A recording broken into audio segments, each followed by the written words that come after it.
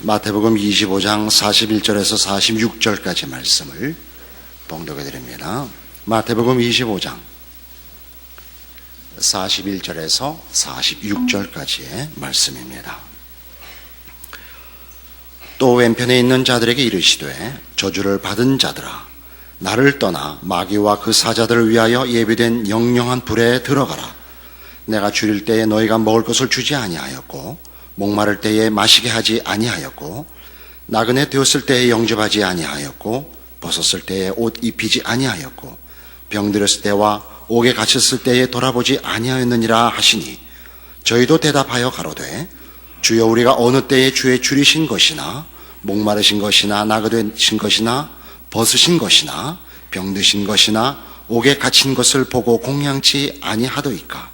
이에 임금이 대답하여 가라사대 내가 진실로 너희에게 이르노니 이 지극히 작은 자 하나에게 하지 아니한 것이 곧 내게 하지 아니한 것이니라 하시니 저희는 영벌에 의인들은 영생에 들어가리라 하시니라.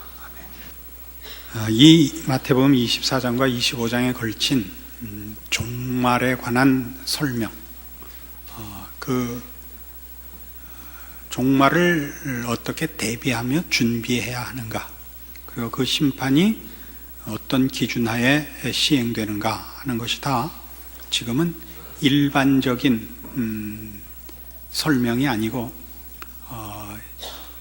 신자들을 그 대상으로 하여 지금 설명이 되고 있다, 이렇게 말씀을 드렸습니다.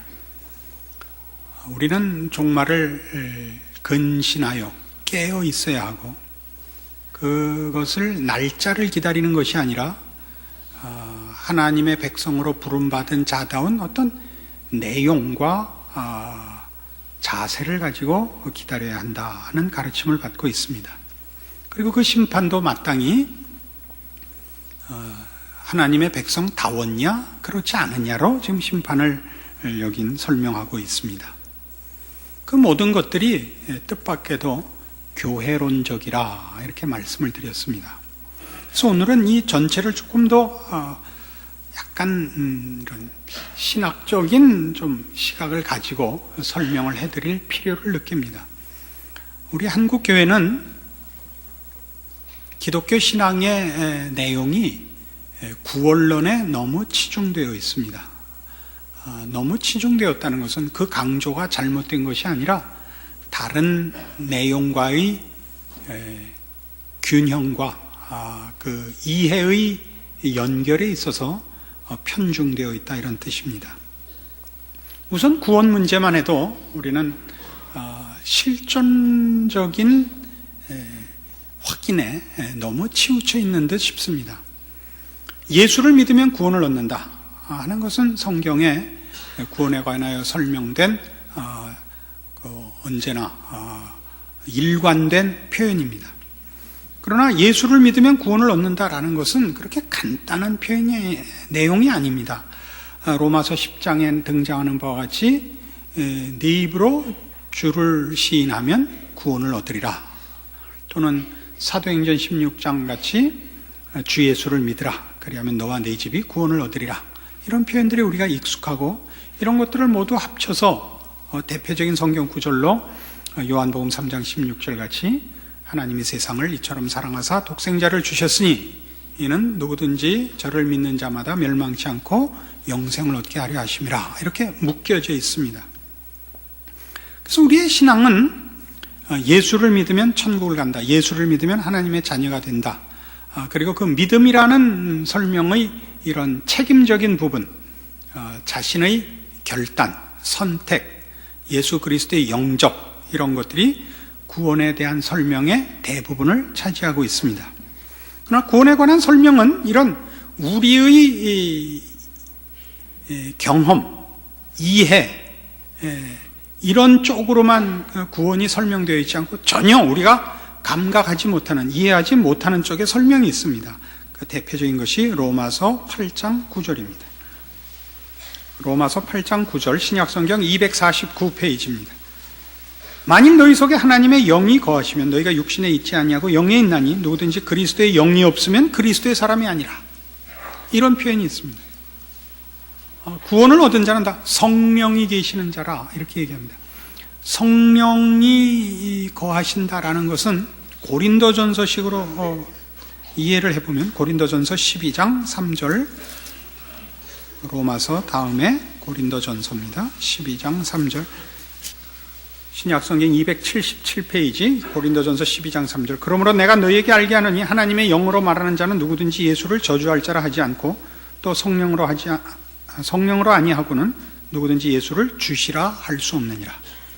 그러니까 우리가 예수를 믿는다, 예수를 주라 고백하는 것들은 다 우리의 고백이고 우리의 결정이고 우리의 선택인 것 같지만 성령께서 하시지 않으면 이런 결정과 이런 시인이 나올 수 없다고 합니다. 이 후자의 설명들은 사실은 우리가 자각하지 못하는 것들입니다. 그러니까 구원을 설명할 때 우리의 이해, 우리의 선택, 우리의 분별, 우리의 결정 같은 것들은 우리가 하고 있지만 그렇게 된 이면에는 사실은 예수를 이해하며 예수를 만나며 예수를 영접하게 되는 요인들의 결정적인 부분은 다 성령께서 하신 것이라 이런 얘기입니다. 왜 이런 얘기를 꺼내느냐 하면 이런 우리가 감각하고 이해하는 부분들이 주가 되어서 우리는 우리의 신앙을 구원론에 있어서도 결정과 그 선택 이런 데 너무 치중하여 마치 신앙생활이라는 것은 우리가 이해하고 할 수 있는 것으로 이렇게 국한되어 버렸고 그 제한됨이 성경이 설명하고자 하는 또 다른 부분에 대한 이해를 방해하게 되었습니다. 그것이 교회론입니다. 우리가 우리의 예수를 영접하며 믿으며 하는 이런 내용들이 우리의 이해와 경험이지만 그 속에 성령의 결정적인 사역이 있었던 것을 우리 경험으로는, 우리 이해로는 자각하지 못하는 것 같이 같은 고린도전서 12장 13절에 등장하는 이런 설명, 우리가 유대인이나 헬라인이나 종이나 자유자나 다 한 성령으로 세례를 받아 한 몸이 되었고 또 다 한 성령을 마시게 하셨느니라에 등장하는 성령으로 세례를 받아 한 몸이 되었다 라는 부분은 우리 모두가 자각하지 못하고 있는 부분인 것입니다. 우리 구원에 있어서 성령의 이 개입과 결정적인 그 사역이 우리의 이해에서 빠져 있을 수 있듯이 그 결과로 구원을 얻었으면서 그 결과로 예수를 알고 믿게 되었으면서도 성령의 개입이 본인에게 자각되지 않을 수 있었듯이 예수 그리스도를 믿으면 그리스도의 몸으로 부름을 받는다 하는 교회로의 부름에 대해서는 구원론에서 그 부분이 이해되지 않았던 것 같이 자각되지 않을 수는 너무나 충분히 있는 것입니다. 이게 수사학적으로 맞는 것입니까? 사실은 성경을 보시면 성경에서 전도하라는 얘기는 말하자면 마태복음 끝장하고 사도행전 첫 장하고 디모데 전서에 한 번 나오고는 없어요. 전도하라는 얘기는. 그거보다 좀 더 있을 수는 있습니다. 이제 간접적으로. 그리고 여러분이 서신서를 보시면 서신서는 전부 교회론에 관한 것이요, 성화에 관한 것이, 전도에 관한 것이 없습니다. 디모데서의 전도에 관한 얘기가 나오는 것은 너는 때를 얻든지 못 얻든지 항상 복음을 전하라는 가르침은 디모데 개인에게 보낸 편지요. 그는 바울의 뒤를 이을 하나님의 종으로의 사역자로서 부름을 받고 있기 때문에 그러는 것이지 교회는 전도 얘기를 거의 안 하고 있고 구원 얻은 자의 삶에 대해서 오히려 논하고 있습니다. 그러나 한국 교회는 쉽게 얘기해서 무식한 탓입니다. 구원론에 집착을 하되 구원론의 성경적 설명을 다 하지 못하고 이 부분 예수 믿고 구원 얻고 전도하고를 돌고 있습니다. 꼭 어느 집에 들어가는데 그 현관문만 들락거리고 있는 것 같아요. 그러니까 먼저 들어간 자는 그 다음에 도우맨이 돼서 다음 사람을 들어오게 하고, 들어오면 제복 입혀서 또 도우맨이 되고, 도우맨이 되고, 도우맨이 되고, 그래서 집은 현관만 계속 세우고 안에는 아무것도 없는 집을 지은 꼴이 됐습니다. 그래서 모든 성도들이 이 구원론적인 신앙으로 신앙 전체를 이해하고 있어서 여러분의 신앙생활도 이런 구원론적인 그런 감격과 그런 분명한 어떤 행동으로만 이해를 하고 있어서 그렇게 하지 못하는 것을 죄책감을 가지며 그런 조건이 되어 있지 않은 것으로 인하여 여러분의 신앙생활을 당연히 이렇게 외면할 수 있게 되어버린 것 같습니다. 그래서 자주 교회들은 이런 구원론적 차원에서의 현장감이 있는 자들을 불러서 선교사나 또는 이 새로 믿는 사람들을 불러서 간증을 듣고 그래서 간접적인 감격과 확인을 하곤 하는 것으로 자신들의 신앙생활의 무지나 혹은 오해들을 이렇게 간접 경험으로 떼고 나가고 있는지 모릅니다. 상당히 험하게 좀 그런 그런 것 같은데 이제 지나가면 또 위로도 할 거니까 너무 성질을 부리지 마십시오. 대표적인 예로 에베소서 1장에 가시면 17절 이하에 이런 말씀이 나옵니다. 에베소서 1장 17절 311페이지입니다. 신약성경.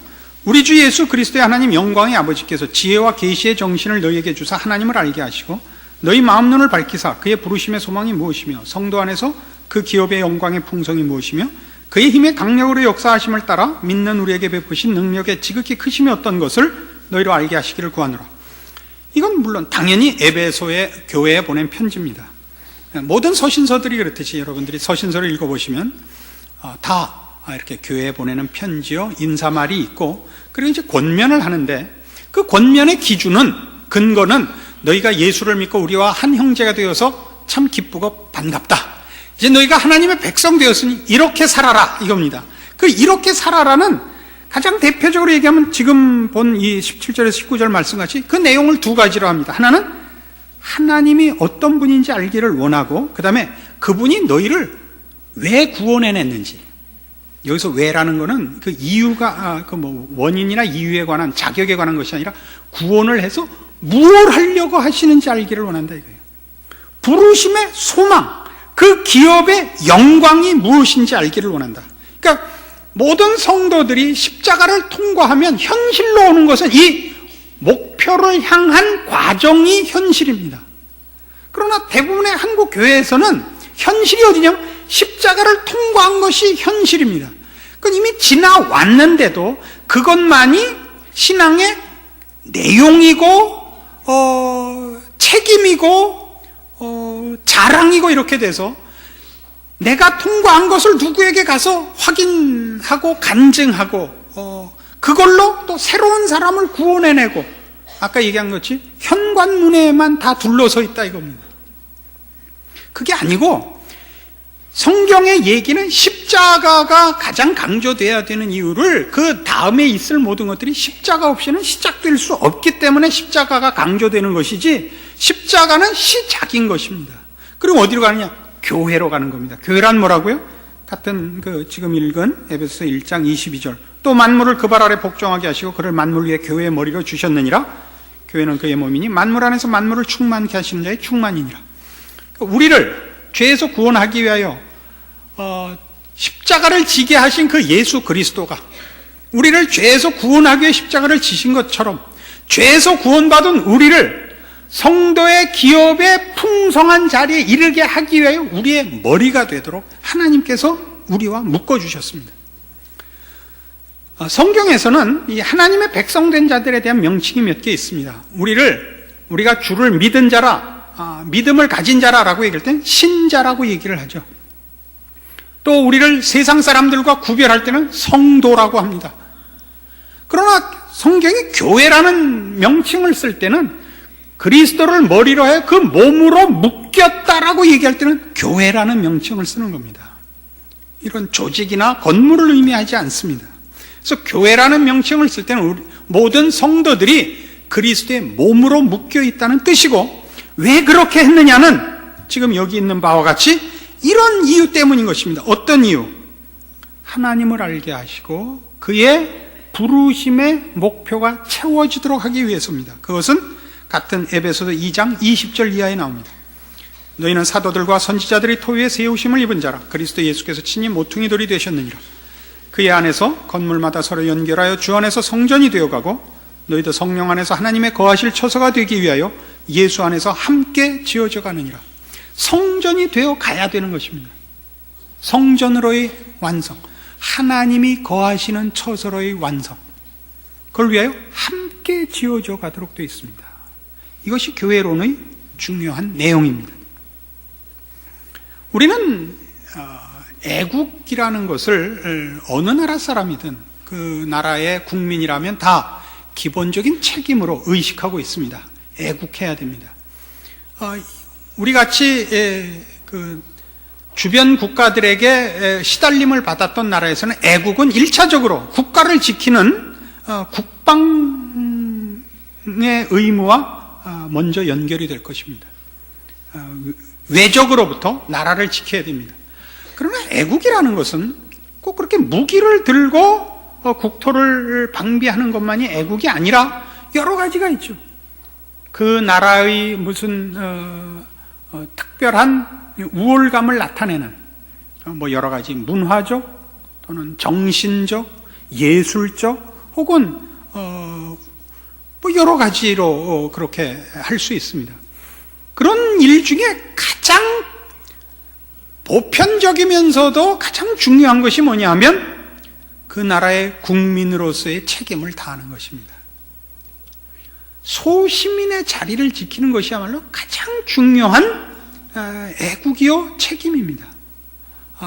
한 가정을 지키고 직장에서 자기 맡은 일을 하며 그 나라의 시민으로서의 작은 책임들, 세금을 내고 의무를 다하고 가정을 지키며 자식들을 교육을 시키는 이런 일들이야말로 애국에 있어서 사실은 가장 중요한 내용일 것입니다.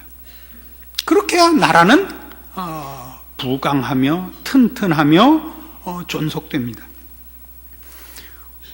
우리는 누가 국가의 위신을 세운 무슨 정명훈 씨 같이 지휘자로서 무슨 누구 허영호 씨 같이 무슨 에베레스트에 올라감으로써 또 이런 유명한 사람들로 국가의 이름을 높이는 일들을 자주 봅니다. 그 특별한 재주죠. 훌륭한 사람이고요. 다 그렇게 할 수는 없습니다. 그리고 그것이 최선의 길도 아닙니다. 마찬가지로 우린 지금 신앙 문제에 있어서 우리의 신앙이란 건 자꾸 그렇게 어떤 특별히 깃발 날리는 일로 고정되고 있단 말입니다. 신앙 행위라는 것이. 그러니까 모든 성도들이 이 구원론적 차원에서 이렇게 감격스럽고 독특한 것으로 신앙 행위를 해야 된다는 생각 때문에 기회를 잡지 못하고 이렇게 늘 일상생활에 끌려가는 것이 이게 잘못된 것이라는 그런 마음속에 자책감을 가지게 됩니다. 그렇지 않습니다. 교회론적으로 보시면 됩니다. 교회론적으로 본다는 것은 구원론과 구별된 것이 아니라 구원이 목표하는 것이란 말이죠. 교회론적인 게 뭐죠? 함께 가는 싸움입니다. 예수 그리스도의 몸으로 부름을 받아서 어디로 가기로 되어 있냐면 같은 에베소서 4장 13절에 보시면 우리가 다 하나님의 아들을 믿는 것과 아는 일에 하나가 되어 온전한 사람을 이루어 그리스도의 장성한 분량이 충만한 데까지 가게 되어 있습니다. 근데 그렇게 가기 위해서 아까 2장 22절에서 본 바와 같이 함께 지어져 가도록 되어 있습니다. 지체로 뭉쳐서 서로 지지고 볶아서 여길 가는 겁니다. 이 길은 이런 무슨 아까 얘기한 것 같이 어떤 특별한 일로 혁혁한 공헌을 하여 가는 자리가 아니라 지지고 볶아서 가는 자리라고요. 그게 그리스도의 장성한 분량이 충만한 것들입니다. 우리 이걸 모르고 있죠. 이걸 성경에서는 즐겨 작은 일이라 그러는 겁니다. 이게 작은 일의 충성입니다. 우린 자꾸 큰 일을 하려고 그러죠. 위대한 일을 하고 남이 못하는 일을 해야 된다고 생각을 하는데 성경이 그걸 요구하고 있지 않습니다. 이 부분에 대한 우리의 이해가 특별히 필요합니다. 그래서 이런 함께 자라나는 일을 위하여 성경은 교회 안에 두 가지 특별한 선물을 주셨습니다. 그 하나는 직분입니다. 4장 11절에 있습니다. 그가 혹은 사도로 혹은 선지자로 혹은 복음 전하는 자로 혹은 목사와 교사로 주셨으니 이는 성도를 온전케 하며 봉사의 일을 하게 하며 그리스도의 몸을 세우려 하심이니라. 이겁니다. 직분을 주셨고 또 하나는 은사를 주었습니다. 고린도전서 12장 27절 이하입니다. 278페이지입니다. 너희는 그리스도의 몸이요 지체의 각 부분이라. 하나님이 교회 중에 몇을 세우셨으니 첫째는 사도요, 둘째는 선지자요, 셋째는 교사요, 그 다음은 능력이요, 그 다음 병 고치는 은사와 서로 돕는 것과 다스리는 것과 각종 방언을 하는 것이라. 이런 직분과 은사를 준 이유는 모두의 유익을 위해서입니다. 자라남을 위해서입니다. 이건 서로 유익하도록 하기 위해서지 우열의 개념이 있지 않습니다. 계급이 아닙니다. 이 성경이 말하는 교회요, 교회 안에 하나님이 허락하신 어떤 유익을 위한 선물들입니다. 그러므로 우리는 교회 안에서 큽니다. 어떻게 크느냐? 이렇게 큽니다. 에베소서 5장 25절 이하에 부부에 관하여 이렇게 설명합니다. 남편들아 아내 사랑하기를 그리스도께서 교회를 사랑하시고 위하여 자신을 주심 같이 하라. 이는 곧 물로 씻어 말씀으로 깨끗하게 하사 거룩하게 하시고 자기 앞에 영광스러운 교회로 세우사 티나 주름 잡힌 것이나 이런 것들이 없이 거룩하고 흠이 없게 하려 하심이니라. 교회론을 이해하는데 제일 좋은 것은 부부관계입니다. 왜냐하면 부부에 관한 설명을 그 같은 5장 32절 보시면 이 비밀이 크도다 내가 그리스도와 교회에 대하여 말하노라 라고 하고 있기 때문입니다. 그리스도와 교회의 관계, 교회를 이해하는 가장 좋은, 우리가 이해하기 가장 좋은 다른 하나의 내용은 부부입니다. 부부는 사랑해서 만나고 정말 감격적으로 서로 결합을 합니다. 그리고 곧 속았다는 걸 알게 됩니다. 자, 여기가 이제 재밌는 부분입니다. 왜 그렇게 원하고 물불을 가리지 않고 원했는데 곧 속았다가 되느냐 하는 것입니다. 왜 그렇습니까? 서로 무슨 오해를 하느냐 하면 이 사람하고 살면 행복하리라고 생각을 하는 겁니다. 그죠? 서로 그 표정 관리가 어려우시니까 옆 사람을 보지 맙시다. 서로 앞만 보고. 이 사람하고 살면 행복하리라고 생각했는데 살아보니까 언제나 상대방이 내 짐을 덜어주는 것이 아니라 짐을 갖고 옵니다. 그 짐은 여러 가지 짐인데 가장 큰 짐은 뭐냐면 고집과 고집의 충돌입니다. 연애할 때는 전혀 문제가 없었던 것이 살다 보니까 생깁니다. 왜냐하면 연애할 때는 조건이 제한적입니다. 연애할 때는 돈도 준비해서 나가고 가장 좋은 옷을 입고 그리고 분위기 좋은 데서 만나지만 생활은 늘 그렇게 할 수 없습니다. 생활 속에서 우리는 준비 안 된 본인 속에 있는 가진 것으로만 해결해야 되는 현실을 늘 마주치게 됩니다. 그러자 아무짝에도 쓸모가 없을 뿐만 아니라 도리어 방해가 된다는 걸 서로 발견하게 됩니다. 그래서 우리 요즘 미국식으로, 그래서 한국에도 이제 많아진 나 속았다, 나 헤어진다, 더 이상 사랑하지 않는다가 되고 말았습니다. 이건 굉장히 잘못 생각하시는 겁니다. 왜 잘못 생각하는 거냐면 사랑이란 이성입니까? 감정입니까? 의지입니까? 그 셋 다입니다. 그죠? 우리는 사랑은 감정이라고 생각합니다. 이렇게 첫눈에 이렇게 뿅 가버리는 거라고 생각을 하는데 훨씬 이성적인 사람도 있죠. 이 사람하고 살면 이 사람이 부자인데 외아들인데 얼마 안 있으면 죽을 것 같으니까 살면 몇 년 안에 떼부자가 되겠다. 물론 이런 것도 있을 수 있습니다. 이건 이성이라고 합시다. 하여튼 그러나 의지를 동원하는 사람이 굉장히 적습니다. 그 부분을 감정이 끌고 갔다고 생각을 하죠. 감정에 의해서만 여러분이 끌려가지 마시고 여러분이 사랑하고 결혼하는 것은 성경적으로 하나님이 묶어준 사랑입니다. 부부는 아무나 되는 것이 아닙니다. 사랑하면 되는 것이 아니라 사랑이 결정하는 것이 아니라 하나님이 허락해야 되는 겁니다. 이게 우리 믿는 사람들의 부부관입니다. 구원이 내가 믿은 것이 아니라 성령께서 믿게 하셨다는 걸 알아야 되는 것 같이 부부는 내가 사랑한 것 이상으로 하나님이 허락한 짝입니다. 그러면 책임을 져야 됩니다. 원래 결혼 서약은 어떻게 하게 돼 있습니까? 기쁠 때나 슬플 때나 마음에 들 때나 안 들 때나 책임지겠습니다를 서약하도록 돼 있습니다. 하나님이 묶어주셨기 때문에. 그래서 부부된 본질은, 그 관계의 본질은 신앙적 책임입니다. 여러분, 싫다고 놓아버릴 수가 없습니다. 우리나라 사람들은 기본적으로 이 감정적인 것 같습니다. 굉장히 감정에 좌우되는데 우리가 좀 고쳐야 될 것 중에 하나가 이 분별과 그리고 정성을 좀 가미해야 되겠습니다.